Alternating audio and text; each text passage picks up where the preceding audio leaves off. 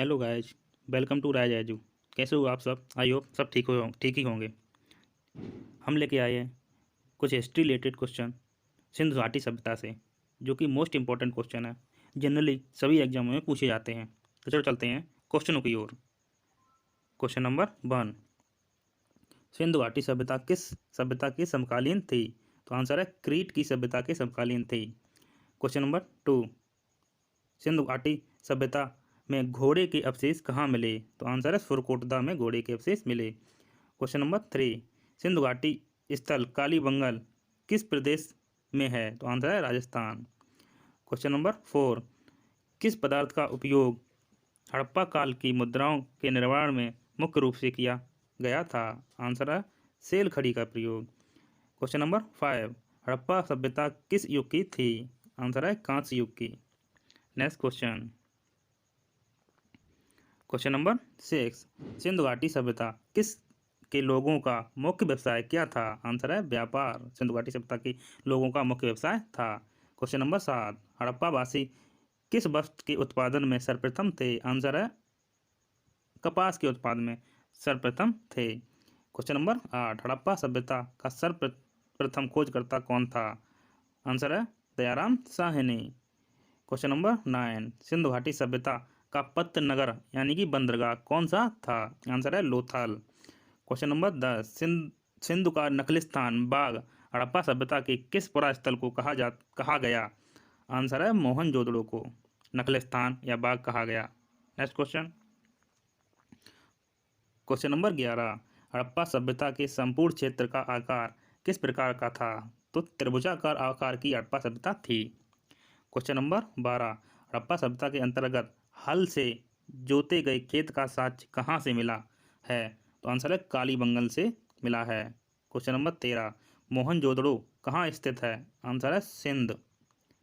Question number 14, Sindhu सभ्यता में बृहत स्नानागार कहाँ पाया गया है?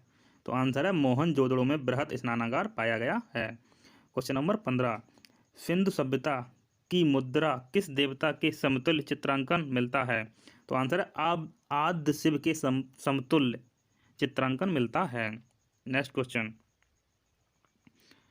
क्वेश्चन नंबर 16, मोहनजोदड़ो किस एक अन्य नाम से भी जाना जाता है? तो मोहनजोदड़ो को मृतकों का टीला के नाम से भी जाना जाता है। क्वेश्चन नंबर 17, मांडा किस नदी के किनारे स्थित था? तो मांडा चेनाब नदी के किनारे स्थित था।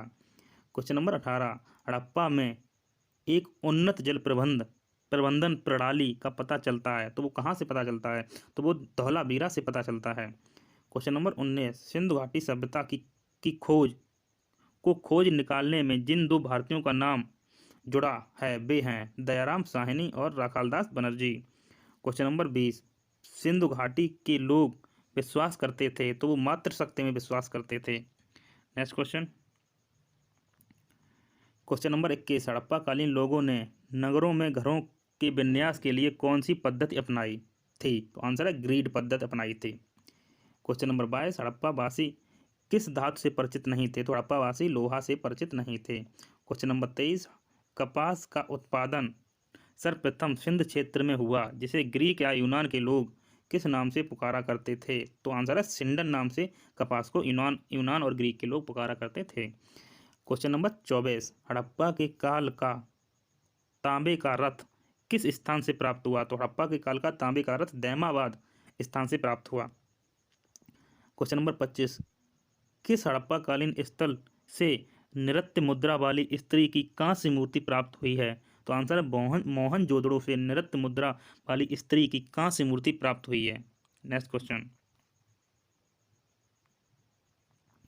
क्वेश्चन नंबर 26, किस हड़प्पा कालीन स्थल से पुजारी की प्रस्तर मूर्ति प्राप्त हुई है? तो आंसर है हड़प्पा से पुजारी की प्रस्तर मूर्ति प्राप्त हुई है। क्वेश्चन नंबर 27, किस सिंधु कालीन स्थल से एक ईंट पर बिल्ली का पीछा करते हुए कुत्ते के पंजों के निशान मिले? तो आंसर है चन्हू दड़ों से। क्वेश्चन नंबर 28, किस पशु के अवशेष सिंधु घाटी सभ्यता से प्राप्त नहीं हुए हैं?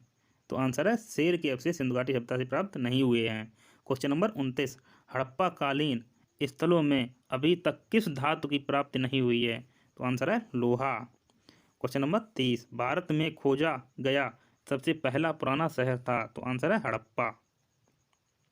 ये मोस्ट इम्पोर्टेंट क्वेश्चन है सिंधु घाटी सभ्यता से, जो कि जनरली एग्जामों में आते हैं। इन्हें ध्यान से पढ़ें और समझें और याद करें। ये आपके बहुत काम आने वाले क्वेश्चन हैं।